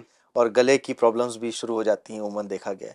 تو یہ ریزن پہ غور کرنا پڑے گا کہ آخر رمضان المبارک میں ہم سے کیا بے احتیاطی ہو رہی ہے جس وجہ سے یہ ہمیں ریزلٹس دیکھنے پڑ رہے ہیں. صحیح. اب روزہ یعنی فاسٹنگ جسے انگلش میں کہتے ہیں، اس کی تحقیق جو کی نا، اصل تو یہ ہے کہ فاسٹنگ کے ذریعے بندے کے اندر بہت توانائی آتی ہے، زبردست انرجی پیدا ہوتی ہے. فرمانا اور صوموا تصحوا. ہاں، حدیث پاک میں بھی ہے جی جیسے جی. کہ پیارے آقا صلی اللہ علیہ وسلم کا فرمان کہ روزہ رکھو صحت یاب ہو جاؤ. سبحان اللہ. اور بے شک ایسا ہی ہے، جب اس پر ریسرچ کی گئی تو ایسا ہی نکلا. میں ایک ریسرچ کچھ دن پہلے پڑھ رہا تھا تو اس میں یہ آیا کہ روزہ رکھنے سے آپ کے اندر ایون کی اگر کینسر کی بھی جراثیم ہے نا تو اللہ کی رحمت سے، روزوں کی برکت سے وہ بھی مر جاتے ہیں ہاں ہاں کیا اگر پراپر وے میں رکھا جائے تو. صحیح. سانس لینے میں کوئی جی. دقت ہے، ہاضمے کی کوئی پرابلم ہے، شوگر لیول کا کوئی مسئلہ ہے، بی پی کا کوئی مسئلہ ہے، امیونٹی سسٹم کسی کی بہت کمزور ہے، یعنی وہ بہت جلدی قوت مدافعت جسے کہا جاتا ہے، بہت جلد بیمار ہو جانا، نزلے زکام وغیرہ ہو جانا، ان سب کا توڑ یہ اس میں رکھا ہے، فاسٹنگ میں یعنی روزے میں رکھا گیا ہے. مگر جیسا کہ جو سائل تھے جو سوال کیا جنہوں نے، کہ یہ واقعی ایسا دیکھا جاتا ہے کہ آج کل مسجدوں میں عموماً جو ڈکار آ رہی ہوتی ہے، کھانسی لینے والوں کی تعداد رمضان میں زیادہ ہو جاتی ہے. وہ بیک اسٹیج میں وجہ یہ ہے کہ رمضان المبارک کے مہینے میں بے احتیاطیاں بڑھ جاتی ہیں. عام طور پہ اتنی چیزیں ہم نہیں کھاتے تھے. رمضان میں ہم افطار کا ٹائم جب شروع ہوتا ہے نا تو افطار سے لے کر سحری تک گویا ہم نے جو ہے وہ پوری کسر نکالنی ہے دن کے روزوں کی. یعنی دن میں نہیں کھایا، ذہن پہ ایسا بیٹھا لیتے ہیں ہم کہ اب وہ افطار ہو، رات کا کھانا ہو، سونے سے پہلے کھانا ہو، سونے سے اٹھ کر کھانا ہو، پھر جب سحری کا وقت ختم ہونے جا رہا ہے اس سے پہلے کھانا، یعنی ہر طرف کھانا کھانا، پانی کھانا. افطار میں اس لیے زیادہ کھاتے ہیں کہ پورے دن بھوکے رہے، اور سحری میں اس لیے اتنا زیادہ کھاتے ہیں کہ پورے دن بھوکا رہنا ہے. ہاں، بھوکا رہنا ہے. تو یوں ایک بہت امبیلنس ڈائٹ ہو جاتی ہے. اچھا، پھر کھانے میں کیا چیز شامل ہوتی ہے؟ ایک ہوتا ہے کھانے میں آپ ہیلدی فوڈ شامل کر رہے ہیں کہ آپ نے پھل رکھ لیے ہیں، آپ نے دہی رکھی ہے، آپ نے کھجور کھا رہے ہیں، آپ دودھ پی رہے ہیں. ہم نے کیا رکھا ہے اپنے کھانے میں؟ پکوڑے رکھے ہیں، سموسے رکھے ہیں، چاؤمین رکھی ہے، ہم نے اس طرح سے ٹھنڈے پانی کے شربت رکھے ہیں کیونکہ دن بھر پیاسے تھے نا تو ساری ٹھنڈک ابھی بجھانی ہے، وہ قریب میں ہی رکھتے ہیں ہم. شربت کو بھی اپنے قریب میں رکھتے ہیں. اور جو مین آئٹم ہے اس طرح کے ہیوی آئٹم جسے کہا جاتا ہے، فاسٹ فوڈ کہا جاتا ہے، وہ اپنے قریب رکھتے ہیں کہ بھائی اس پر پہلے اپنا ہاتھ آنا چاہیے. تو بھائی جب اپنا ہاتھ آئے گا تو بھگتنا بھی اپنے کو ہی پہلے پڑے گا. تو وہ پھر کھٹی ڈکاریں بھی آ رہی ہوتی ہیں، بدہضمی بھی ہوتی ہے، اور پھر نیند کی پرابلم بھی ہو جاتی ہے. اچھا، رمضان میں چونکہ تراویح وغیرہ کے معاملات ہوتے ہیں تو نیند تھوڑا کم ہوتی ہے. تو اب اس کی نیند کم ہونے کی وجہ بھی، ایک تو اوور ایٹنگ، آپ نے زیادہ کھایا، اوپر سے نیند کی بھی مسئلہ. پھر آپ چلتے نہیں ہیں کہ زیادہ چلیں گے پانی منہ سوکھ جائے گا. زیادہ محنت کرنے سے ڈرتے ہیں، یعنی جو نارمل روٹین کی بھی آپ کی محنت تھی اس کو بھی تھوڑا سا ڈیلے کر دیتے ہیں، یار مسئلہ ہو جائے گا. تو اب یہ جب اس طرح کی امبیلنس روٹین ہوتی ہے اور پھر ایسی چیزیں فرائیڈ آئٹم آپ جب کھاتے ہیں تو پھر یہ اس کا رزلٹ ہوتا ہے. تو اس میں یہی میرا ایک مشورہ ہے کہ آپ روح فاسٹنگ کو، روح روزہ کو سمجھنے کی کوشش کریں. یہ رمضان المبارک ہمارے باطن کے ساتھ ساتھ ہمارے ظاہر کو ہی پاک کر دیتا ہے سبحان اللہ. اگر اس کو اس کے حقوق کے ساتھ رکھا جائے تو. اب اس میں کیا ہوگا، آپ کو اعتدال رکھنا پڑے گا. دل کرے گا، نفس کرے گی کہ یہ بھی کھا لے وہ بھی کھا لے، مگر آپ کو اعتدال رکھنا پڑے گا. سحری میں آپ نے لمیٹڈ، جیسا کہ آپ ایک دن کے وقت کے کھانے میں کھاتے ہیں اور جتنا پانی پیتے ہیں، پانی کی مقدار زیادہ کرنے میں حرج نہیں، وہ تھوڑی دیر میں نکل جاتا ہے، مگر کھانا اور پھر کھانے میں کیا آپ لے رہے ہیں آپ کو غور کرنا پڑے گا. اسی طرح سے افطار اور پھر رات کے کھانے میں بھی آپ کو غور کرنا پڑے گا. تو اس میں آپ ہیلدی ڈائٹس لیں. آپ الحمدللہ امیر اہل سنت نے ایک اس پر کتاب بھی لکھی ہے، فیضان رمضان، آپ اس کو پڑھیں. اس میں آپ کو بہت ہی خوبصورت ایڈوائسز مل جائیں گی. پیٹ کا قفل مدینہ ایک کتاب لکھی ہے، آپ اس کو پڑھیں، اس میں آپ کو بہت ہی اچھی ایڈوائسز مل جائیں گی. آپ اپنی صحت کا خیال رکھیں گے تو آگے چل کے پھر ساری عبادتیں کر سکیں گے. ورنہ ہوتا ہے کہ شروع میں جذبہ ہوتا ہے، آپ دیکھیں مسجدیں بھری ہوتی ہیں، بالکل، بعد میں کہاں چلے گئے سارے. شروع میں جذبہ ہوتا ہے، روزے بھی رکھتے ہیں، مگر آج یہ بھی دیکھا جاتا ہے کہ 15 رمضان کے بعد، 10 رمضان کے بعد، 20 رمضان کے بعد روزوں میں بھی کمی آ جاتی ہے معذرت، جبکہ یہ تو فرض ہے. بعض جو ڈر جاتے ہیں، اب جب اس طرح کے اسکیڈول کو اپنائیں گے تو ظاہر سی بات ہے یہ ساری چیزیں ہوں گی. اور مسجد میں تو یہ ڈکارے آنا یہ ویسے بھی بے ادبی ہے. تو آپ کم کھائیں, اس نیت کے ساتھ کم کھائیں کہ میری صحت بھی اچھی رہے تاکہ میں خوب اچھی عبادت بھی کر سکوں, اور ساتھ ساتھ مسجد کے جو اس طرح سے بے ادبی ہو جاتی ہے اس سے بھی محفوظ رہ سکوں. ماشاء اللہ. تو یہ ہے کہ مسائل سے بھی عرض کروں گا, اور جتنے بھی ناظرین ہمیں دیکھ رہے ہیں کھانے پر اپنے جو ہے نا کنٹرول کریں. اور روزہ کا مطلب یہ نہیں ہے, رمضان کا مطلب یہ نہیں ہے کہ بس کھانا ہی ہے, کھائے جانا ہے, بلکہ اللہ پاک نے جو روزے کا مقصد بیان فرمایا ہے لعلکم تتقون, تاکہ تمہیں تقوی نصیب ہو. تو انشاءاللہ تبارک و تعالیٰ اعتدال کے ساتھ کھائیں گے تو یہ جو سارے پروگرام ہیں انشاءاللہ نہیں ہوگی. ناظرین میں نے شروع میں عرض کیا تھا کہ ہمارے جو پروگرام ہے ایک رمضان کو دیکھا جا رہا ہے, اور ایک رمضان کو حضور سیدنا شیخ عبد القادر جیلانی حضور غوث پاک رحمۃ اللہ علیہ کا یوم ولادت یعنی آپ کا برتھ ڈے بھی ہے. تو میں چاہوں گا کہ رضا بھائی اس مناسبت سے غوث پاک کے حوالے سے کچھ ناظرین کو بتائیں. جی علی بھائی, بالکل ایسا ہی ہے کہ ایک رمضان المبارک کو جس شخصیت سے نسبت حاصل ہے کہ سلطان الاولیاء حضور غوث پاک رحمۃ اللہ تعالی علیہ کی ولادت کا آج دن ہے, ایک رمضان المبارک. جی تو آپ کی جو پیدائش ہوئی ہے وہ ہجری سن 470 ایک رمضان المبارک میں آپ کی پیدائش ہوئی. اور آپ کی جو ولادت کے جو واقعات ہیں تو بہت سارے ملتے ہیں, بہت ساری باتیں ملتی ہیں, مگر مختصر حصول برکت کے لیے عرض کرتا ہوں کہ آپ وہ شخصیت ہے, آپ کی ذات یوں سمجھ لیں محتاج تعارف نہیں ہے. صحیح. حضرت جنید بغدادی رحمۃ اللہ تعالی علیہ فرماتے ہیں کہ ایک مرتبہ میں مراقبے میں تھا کہ غیب سے آواز آئی کہ ایک ایسا شخص جیلان کے اندر 5ویں صدی کے اندر پیدا ہونے والا جو غوث الاعظم کے نام سے مشہور ہوگا, اور اس کا نام عبد القادر ہوگا اور لقب محی الدین ہوگا.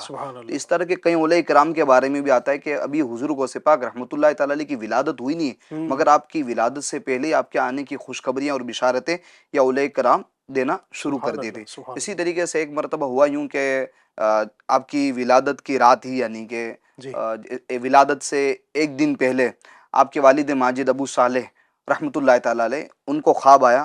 خواب کے اندر آقا کریم صلی اللہ علیہ وسلم تشریف لائے اور فرماتے ہیں کہ اے ابو صالح, تمہیں ایک نیک فرزند نیک بیٹا پیدا ہوگا, اور وہ میرا معنوی فرزند ہوگا, اور وہ میرا اور رب کا محبوب ہوگا, اور اولیاء اور اقطاب کی صفوں میں اس کا وہ مقام و مرتبہ ہوگا جو انبیاء اور رسول کے اندر جو میرا مقام و مرتبہ ہے. تو یہ سمجھو ایک رات سے پہلے حضور ابو صالح رحمۃ اللہ تعالی علیہ جو کہ حضور غوث پاک رحمۃ اللہ تعالی علیہ کے والد محترم ہیں, ان کو خواب میں آقا کریم صلی اللہ علیہ وسلم آپ کے آنے کی بشارت دے رہے ہیں. آپ کی ولادت کے وقت جو واقعات رونما ہوئے وہ اس طرح کتابوں کے اندر لکھے ہیں کہ آپ کی والدہ حضرت ام الخیر رحمۃ اللہ تعالی علیہ فرماتی ہیں کہ جس رات حضور غوث پاک رحمۃ اللہ تعالی علیہ کی ولادت ہونے والی تھی تو ہوا یوں کہ نصف شب یعنی آدھی رات گزری تو نماز تہجد کے لیے میں کھڑی ہوئی تو کیا دیکھتی ہوں کہ زمین سے آسمان تک نور ہی نور ہے, اور اس نور کی وجہ سے میرا سارا گھر معمور اور منور اور روشن ہے. تو یہ آپ کی ولادت کے کچھ واقعات ہیں. اس طرح ایک مشہور جو واقعہ ہے کہ حضور غوث پاک رحمۃ اللہ تعالی علیہ جیسے پیدا ہوئے تو پیدا ہوتے ہی آپ نے روزہ رکھا, ٹھیک ہے, اور پورا ماہ یعنی کہ روزے سے رہے. اور ایک بار تو ایسا ہوا کہ آسمان میں بدلی تھی, چاند نظر نہیں آیا, تو لوگ یعنی کہ کشمکش میں تھے کہ کیا معلوم رمضان المبارک کا چاند ہوا ہے کہ نہیں ہوا. تو معلوم کرا حضور غوث پاک رحمۃ اللہ تعالی علیہ کے والد صاحب کی والدہ سے, آپ کے بیٹے نے یعنی کہ دودھ پیا ہے کہ نہیں پیا ہے. تو آپ کی والدہ نے کہا کہ دودھ نہیں پیا ہے, پورے دن ہو گیا ہے, تو اس کا مطلب رمضان شروع ہو چکا ہے. تو یوں سمجھ لیں آپ تو پیدائشی ولی ہے, اور بلکہ ولی کیا سلطان الاولیاء ہے. تو یہ غوث پاک رحمۃ اللہ تعالی علیہ کی شان ہے. کیا بات ہے میرے غوث پاک کی. خدا کے فضل سے ہم پر ہے سایہ غوث اعظم کا, خدا کے فضل سے ہم پر ہے سایہ غوث اعظم کا, ہمیں دونوں جہاں میں ہے سہارا غوث اعظم کا, ہمیں دونوں جہاں میں ہے سہارا غوث اعظم کا. مریدی لا تخف کہہ کر تسلی دی غلاموں کو, مریدی لا تخف کہہ کر تسلی دی غلاموں کو, قیامت تک رہے بے خوف بندہ غوث اعظم کا، قیامت تک رہے بے خوف بندہ غوث اعظم کا۔ ندا دے گا منادی حشر میں یوں قادریوں کو، ندا دے گا منادی حشر میں یوں قادریوں کو، کدھر ہے قادری کر لے نظارہ غوث اعظم کا، کدھر ہے قادری کر لے نظارہ غوث اعظم کا۔ فرشتوں روکتے کیوں ہو مجھے جنت میں جانے سے، فرشتوں روکتے کیوں ہو مجھے جنت میں جانے سے، دیکھو ہاتھ میں دامن ہے کس کا غوث اعظم کا، یہ دیکھو ہاتھ میں دامن ہے کس کا غوث اعظم کا۔ جمیل قادری سو جان سے قربان مرشد پر، جمیل قادری سو جان سے قربان مرشد پر، بنایا جس نے تجھ جیسے کو بندہ غوث اعظم کا، بنایا جس نے تجھ جیسے کو بندہ غوث اعظم کا۔ خدا کے فضل سے ہم پر ہے سایہ غوث اعظم کا، ہمیں دونوں جہاں میں ہے سہارا غوث اعظم کا۔ سبحان اللہ سبحان اللہ، کیا شان ہے ہمارے غوث پاک کی، اللہ پاک ہمیں حضور سیدنا شیخ عبد القادر جیلانی غوث پاک رحمۃ اللہ تعالی علیہ کی برکت نصیب فرمائے۔ ناظرین، ہم نے شروع میں ٹاپک تو لیا تھا اللہ پاک کی نشانی، بہت ساری گفتگو الحمدللہ ہوئی، ہم نے سیگمنٹ بھی کیے اور امید ہے آپ کو کافی دلچسپی بھی نصیب ہوئی ہوگی۔ میں دوبارہ ٹاپک کی طرف بڑھوں گا، اللہ پاک کی نشانی۔ سلطان بھائی ماشاءاللہ کلام چل رہا تھا، بہت زبردست آپ نے اونٹ کے حوالے سے تذکرہ کیا، میں چاہوں گا مزید اللہ تبارک و تعالیٰ کی نشانیوں کا کچھ آپ ذکر فرمائیں۔ اللہ تعالیٰ کی نشانیاں جیسے کہ شروع میں ہی بیان ہوا کہ مکان، زمان اور دیگر ذریعے سے بھی ہم اللہ کی نشانیوں کو دیکھتے ہیں، اور اس سے ہم عبرت بھی حاصل کر سکتے ہیں، اس سے ہم ایک اللہ کی معرفت بھی حاصل کر سکتے ہیں۔ معرفت مینس اللہ کی پہچان حاصل کر سکتے ہیں۔ تو جیسا کہ اللہ پاک قرآن پاک میں ارشاد فرماتا ہے وَأَوْحَى رَبُّكَ إِلَى النَّحْلِ أَنِ اتَّخِذِي مِنَ الْجِبَالِ بُيُوتًا، اور اس کے آگے پوری آیت کریمہ ہے، میں اس کا ترجمہ پیش کرتا ہوں۔ میرے آقا اعلیٰ حضرت امام اہل سنت نے اس کا ترجمہ کچھ یوں فرمایا ہے، اور تمہارے رب نے شہد کی مکھی کو الہام کیا کہ پہاڑوں میں گھر بنا اور درختوں میں اور چھتوں میں، پھر ہر قسم کے پھل میں سے کھا اور اپنے رب کی راہیں چل کہ تیرے لیے نرم اور آسان۔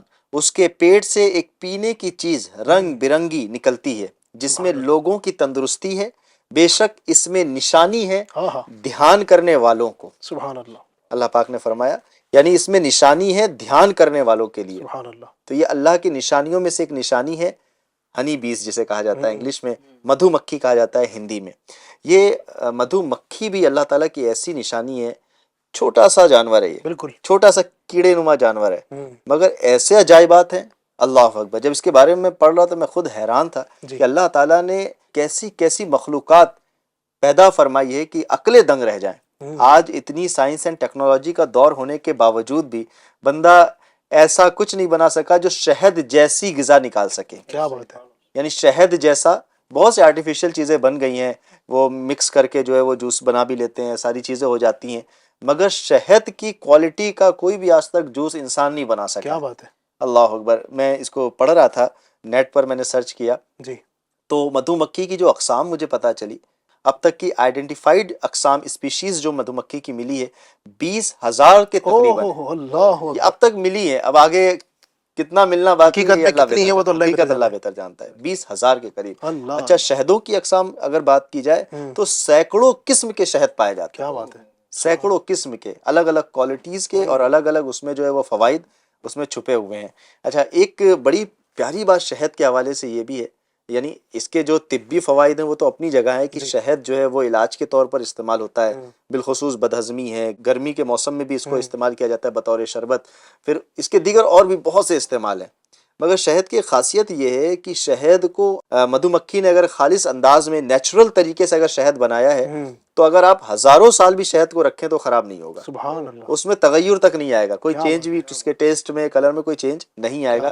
یہاں تک کہ اگر آپ نے شہد کے اندر کوئی چیز ڈال کے رکھ دی ہے جی، وہ بھی 1000 سال ایسے ہی پڑی رہے تو وہ بھی ویسے ہی رہے گی۔ ہائے ہائے ہائے، کیا بات ہے، یہ اللہ تعالیٰ نے اس میں ایک طاقت رکھی ہے۔ اچھا دوسری یہ کہ اس کے اندر شفا رکھی ہے اللہ تبارک و تعالیٰ، خود قرآن پاک میں بھی اللہ پاک نے ارشاد فرمایا ہے۔ اچھا یہ جو ہم شہد پیتے ہیں، بڑی دلچسپ بات ہے یہ کہ جو ایک چائے کے چمچ کے برابر جب شہد پیتے ہیں نا جی، تو اس شہد کو بنانے میں 5000 پھولوں کا رس شامل ہوتا ہے۔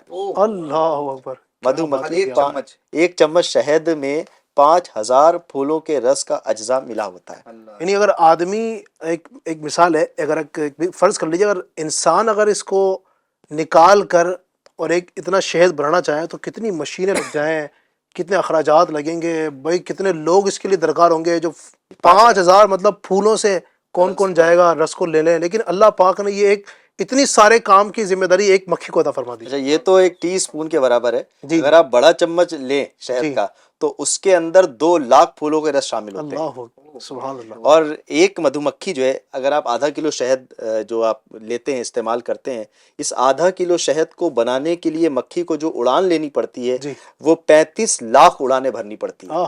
35 لاکھ ٹائمز جو ہے وہ فلائی کرتی ہے اور جا کر اپنا جو کام کر کے واپس آتی ہے، 35 لاکھ اڑانے کرتی ہے، اور اس 35 لاکھ اڑانے کا جو ایک ڈسٹینس بنتا ہے وہ تقریباً 50,000 کلومیٹر بنتا ہے۔ سبحان اللہ، سبحان اللہ، آپ غور کریں کہ یہ اتنی چھوٹے سے پرندے کے ذریعے ہمیں نفع پہنچانے کے لیے ایک ایسی چیز بنائی جا رہی ہے جس میں اتنی محنت اور مشقت ہو رہی ہے۔ سبحان اللہ، اس کے بارے میں نے پڑھا کہ ان کا پورا نظام کیسا ہوتا ہے، مختصر سا میں نے پڑھا تو اس میں اتنا آرگنائزڈ وے میں ان کا نظام ہوتا ہے۔ اس میں ایک ہنی بی کا ایک کوئین ہوتی ہے، ایک ملکہ ہوتی ہے، ایک رانی ہوتی ہے اس میں، جس کا کام ہی یہ ہوتا ہے کہ وہ انڈے دے، اس کا اور کوئی کام نہیں ہوتا ہے، وہ انڈے دیتی ہے۔ مدھو مکھی کے چھتے میں بی ہائیو جو ہوتا ہے اس کے اندر وہ انڈے دیتی ہے، اور روزانہ کے 15,000 انڈے دیتی ہے، اور جب انڈے دینے کے سیزن ہوتے ہیں تو 25 لاکھ انڈے بھی دے دیتی ہے یہ ایک مکھی، ایک دن میں، ایک مکھی۔ اچھا اس کی جو آگے چل کے یوں سمجھ لے اس کی جگہ نائب آنے والی مکھی ہوتی ہے، اگلی کوئین بننے والی، یعنی یہ جب مر جائے گی تو اس کی جگہ جو بنے گی، تو اس مکھی کی پرورش کے لیے الگ سے پوری ایک ٹیم بنی ہوتی ہے، اللہ اکبر، سبحان جو اس کے لیے رائل جیلی بنا رہی ہوتی ہے اور اس کے ارد گرد اس کی نشو و نما جو ہے وہ ہو رہی ہوتی ہے۔ اچھا یہ ایک وہ مکھی کی ٹیم، ایک تو کوئین بھی ہو گئی، ایک ہو گئی وہ جو اس رائل بی کی جو آنے والی نائب ہے اس کے لیے جو ہے وہ ورک کرتی ہے۔ اچھا کچھ ایسی مکھیاں ہوتی ہیں جو مدھو مکھی کے چھتے کے اندر صفائی کا کام کرتی ہیں، وہ پھول کے رس نہیں لاتی ہیں، وہ صفائی کا کام کرتی ہیں۔ وہ کیا کرتی ہیں، اگر کوئی کیڑا اندر گھس گیا ہے تو اس کو باہر پھینک دینا، مدھو مکھی اندر مر گئی ہے تو اس کو باہر نکالنا، یہ اس کا کام ہوتا ہے۔ اچھا ایک گروپ ہوتا ہے مکھیوں کا جو گارڈنگ کا کام کرتا ہے، گارڈ کرتے ہیں، اچھا وہ گارڈ کا ہی کام کرتی ہے، اس کا پھول کے رس لانا کام نہیں ہوتا۔ اچھا وہ گارڈ بھی یعنی کس انداز میں کرتی ہے کہ جب مدھو مکھیاں جو ہیں وہ پھولوں کا رس لے کر آتی ہیں تو وہ ایک ایک مدھو مکھی جو اپنے نیکٹر، فلاور کے نیکٹر سے جو چوز کر لائی ہے، جب وہ اس کو چیک کرتی ہے، اگر کسی مدھو مکھی کے اندر ایسی چیز ہے جو امپیور ہے، جو نہیں لانی چاہیے تھی وہ لے آئی، تو اس کے پر توڑے گی اور اس کو وہیں گرا دے گی، اللہ، باقی کو انٹری دے گی اور پھر اپنے کام میں لگائے گی۔ کیا نظام ہے، یہ گارڈ مدھو مکھی کا کام۔ اچھا پھر وہ اگر باہر سے کوئی کیڑا مکوڑا یا کوئی اور دوسرے چھتے کی مدھو مکھی انٹر کرنا چاہے تو وہ اس سے وہ ترکیب کرتی ہے۔ سیکیورٹی پورا ایک دم اچھا نظام ہے، بہترین نظام ہے۔ اچھا جوان مدھو مکھیاں جو ہوتی ہیں اور بوڑھی مدھو مکھیاں جو ہوتی ہیں، یہ ہو گئی ورکر بیز، دو طرح کی۔ تو جو جوان مدھو مکھیاں ہوتی ہیں ان کا کام ہوتا ہے کہ اندر چھتے کے رہ کر وہاں موم بنانا اور شہد کی حفاظت کے لیے اور دیگر چیزوں کے لیے جو وہاں انتظامات کرنا، دیکھ بھال کرنا۔ اور جو بوڑھی مدھو مکھیاں ہوتی ہیں یعنی جو عمر میں زیادہ ہوتی ہیں، بوڑھی سے مراد عمر میں زیادہ، جو عمر میں زیادہ مدھو مکھیاں ہوتی ہیں ان کا کام ہوتا ہے کہ یہ جائیں اور پھولوں کا رس چوس کے شہد لے کر آئیں۔ سبحان اللہ، ٹھیک ہے، یہ دو کام ہو گئے۔ اچھا کچھ مدھو مکھیاں ایسی بھی ہوتی ہے ٹیم بنی ہوئی کہ جو مدھو مکھی کے چھتے کے اندر بیٹھ کر وہ وہاں وہ اس چھتے کے اندر کولنگ کرنے کا کام اور وہاں جو معاملات ہیں اس کو یعنی یوں سمجھ لے کہ اس چھتے کے جو ٹیمپریچر کو مینٹین کرنے کا کام کرتی ہیں۔ کیا بات وہ بھناہٹ کے ساتھ کبھی اپنے پروں کو ہلا کر وہ پوری ٹیم ہوتی ہے، وہ ساری کچھ لگی ہوتی ہے. تو یوں ایک یعنی اچھا ایک گائیڈنگ مجلس بھی ہوتی ہے ان کی جو گائیڈ کرتی ہے باقاعدہ. وہ جا کر جو ہے نا وہ پہلے جا کر رس نہیں چوسے گی، وہ پہلے جائے گی اور سفر کرتے کرتے کرتے کرتے وہ جا کر نشانیاں دکھے گی، یہاں فلاورز موجود ہیں. پھر اس کے بعد وہ لوٹے گی اور پھر ان کو لے کر جائے گی. کئی کلومیٹر طے کرتی ہیں اور بغیر بھولے اپنے چھتے تک واپس آ جاتی ہیں. کیا بات ہے. یعنی اللہ تبارک و تعالیٰ نے ایسا نظام. اچھا پھر یہ جو شہد بناتی ہیں اس میں جس طرح سے الگ الگ پھولوں کے رس، اچھا رس جو ہے وہ کڑوے ہوتے ہیں. ایک بڑی وہ روحانیت کی بات بھی عرض کرتا چلو کہ رس ہوتے ہیں کڑوے، یعنی آپ کبھی اگر کسی پھول کو ٹیسٹ کریں تو اس کا رس میٹھا نہیں ہوتا ہے. پھلوں کا رس میٹھا ہوتا ہے عموماً، مگر پھولوں کا رس جو ہے یہ کڑوا ہوتا ہے. اب اس تلخ رس کو میٹھا کیسے بنایا جاتا ہے؟ تو اللہ تبارک و تعالیٰ نے ان مدھو مکھیوں کو یہ سکھا رکھا ہے، جس نے اتنی کچھ سکھائی چیزیں، اس نے ان مدھو مکھیوں کو یہ بھی سکھا رکھا ہے کہ اس رس کو میٹھا کیسے کرنا ہے. اور وہ طریقہ یہ ہوتا ہے کہ یہ درود پاک پڑھتے ہوئے راستے پر آتی ہیں اپنے چھتے کی طرف، اور درود پاک پڑھنے کی برکت سے وہ کڑوا پھول میٹھا ہو جاتا ہے. تو ناظرین کرام ذرا غور کریں کہ جب ایک کڑوا رس، ایک تلخ رس درود پاک کی برکت سے میٹھا ہو سکتا ہے، ہماری اور آپ کی زندگی درود پاک پڑھنے سے میٹھی کیوں نہ ہو جائے؟ تو یہ مدھو مکھی بھی اللہ کی نشانیوں میں سے ایک نشانی ہے. اب غور کریں ایک بات کہ یار اللہ تبارک و تعالیٰ نے ایک چھوٹے سے جانور کو، ایک چھوٹے سے کیڑے کو اللہ نے اتنی طاقت عطا فرمائی ہے، اتنی انجینئرنگ دماغ، اتنا آرگنائز دماغ، تنظیمی نظام و ضبط ان کی زندگی میں ڈال رکھا ہے. سکھایا کس نے؟ سبحان اللہ. اللہ تبارک و تعالیٰ. وہ کون ہے جس نے ان کو یہ عقل دی؟ کیا بات ہے. وہ کون ہے جس نے ان کو یہ سارے ہنر سکھائے؟ تو دل سے آواز یہی آتی ہے کہ وہ ایک رب ہے. سبحان وہی اللہ. تو ہے جو نظام مستی چلا رہا ہے، وہی خدا ہے. وہی خدا ہے. لیکن ناظرین ہم غور کریں، ہم انسان ہیں نا، آپ غور کریں یہ سارے کے سارے انتظامات ہوں کس کے لیے رہے؟ نہیں، شہد جو بنایا جا رہا ہے، آپ دیکھیں اتنی ہزاروں لاکھوں مکھیاں اتنا سارا کام کر رہی ہیں اور اسی کام میں لگی ہوئی ہیں. کتنا آپ نے بتایا کہ لاکھوں مرتبہ وہ آتی ہیں پھر جاتی ہیں، پھر باقاعدہ انتظام ہے اس کے اندر. جو کوئین ہے اس کا الگ کام ہے، جو دیگر جو ہیں وہ اس میں گارڈ کا کام کر رہی ہیں، پھر جو نا وہ دوسرے الگ الگ ان کے کام ہیں. یہ سارے کے سارے کام ہو کس کے لیے؟ انسان کے لیے. شہد سے انسانی کو تو فائدہ ہوتا ہے، ان کا اپنا تو کوئی فائدہ نہیں اس میں. علی بھائی اگر اللہ تعالیٰ کے نظام میں قدرت پر غور کیا جائے، کیا چھوٹی سی مدھو مکھی ہو یا کیا بہت بڑا جانور اونٹ ہو، بالکل، کیا جو ہے وہ ایک ذرہ ہو اور کیا بہت بڑا پہاڑ ہو، اور کیا ایک قطرہ ہو اور پورا سمندر ہو، ہر جگہ اللہ کی نشانیاں موجود ہے. ناظرین اکرام سے میں ایک بات عرض کرنا چاہوں گا کہ بعض اوقات جانا ہوتا ہے ان کا ایسی جگہوں پر، ڈیسٹینیشن پر، ایسے جہاں ایک سیر و تفریح کے لیے جایا جاتا ہے. فیملی کے ساتھ بعض اوقات جاتے ہیں، دوستوں کے ساتھ جاتے ہیں، تو صرف سیر و تفریح کر کے واپس نہ آ جائیں. وہاں آپ جب پہاڑوں کو دیکھیں تو یاد کریں وہ آیت کریمہ، تو یہ غور کریں وہ آیت کریمہ جو ہم نے ابھی اپنے سیشن میں، اپنے اس پروگرام میں لی. افلا ينظرون الى الابل كيف خلقت والى السماء كيف رفعت والى الجبال كيف نصبت. کہ اللہ تعالیٰ نے اتنے بڑے بڑے پہاڑوں کو کیسے زمین میں نصب کر دیا. بڑے بڑے طوفان آ جاتے ہیں، پہاڑ اپنی جگہ سے نہیں ہلتا ہے. کیا بات ہے. جی پھر آسمان کو دیکھیں تو آسمان کی رفعت اور بلندی پر غور کریں کہ ہم انسان ایک ٹائلس بھی بغیر پلر کے، بغیر سپورٹ کے کھڑا نہ کر سکے، اور اللہ تبارک و تعالیٰ نے اتنے بڑے بڑے آسمان، ایک آسمان بھی نہیں 7 آسمان، اور یہ 7 آسمان بھی خالی نہیں، ان میں سورج، چاند، ستارے اور دیگر جو ہے وہ یونیورس کی چیزیں موجود ہیں. یہ سب کے سب آسمان میں ہیں، اور یہ ساری کچھ اپنی اپنی جگہ پر گردش بھی کر رہی ہیں. ایسا نہیں کہ اسٹیبل بھی ہیں، گردش بھی کر رہی ہیں. بالکل. اور یہ سب کچھ ہو رہا ہے. یہ سما آسمان کی طرف جب نظر اٹھا کر دیکھے تو یہ غور کرے کہ میرے رب نے کیسا آسمان بنایا. کیا بات ہے. یہ رات دن، یہ زندگی کا نظام پورا غور کریں. بلکہ وہ ہے نا اپنی جان کو بھی دیکھے، اپنی جان کو بھی دیکھے تو غور کرے. یعنی اس پر تو پورا ایک باقاعدہ کلام ہو سکتا ہے. بالکل ایسے ہی. اپنے آپ کو جب چہرہ دیکھے نا تو اس میں دیکھے یار یہ آنکھ بھی تو جسم کا ایک حصہ ہے، مگر آنکھ سے دکھتا ہے، ناک سے کیوں نہیں دکھتا؟ اچھا ناک سونگ سکتی ہے، کان کیوں نہیں سونگتا؟ کیا بات. کان سے سنتے ہیں، ناک سے کیوں نہیں سن سکتے؟ اللہ نے ہر چیز کا ایک اپنا نظام بنایا ہے، ایک بالکل بہترین جگہ پر اس کو سیٹ کیا ہے، اور ہم انسانوں کو اشرف المخلوقات بنایا ہے، اور اس کھوپڑی کے اندر ایک بھیجا دیا ہے جس سے یہ غور کرنے کے بار بار دعوت دی جا رہی ہے.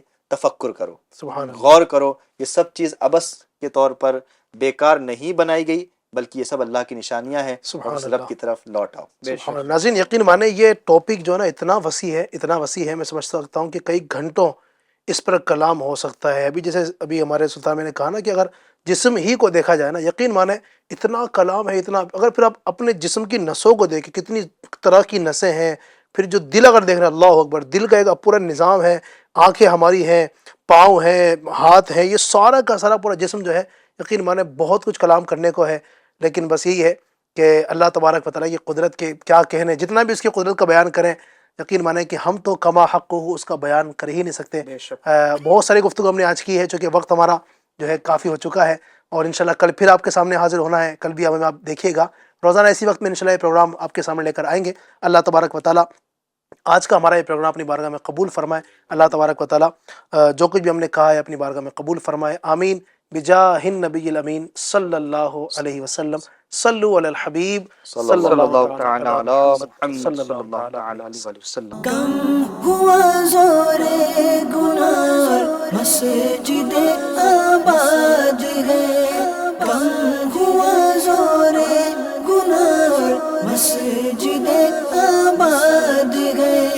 ماہ رمضان المبارک کا یہ سب فیضان گئے، ماہ رمضان المبارک کا یہ سب فیضان گئے۔ رمضان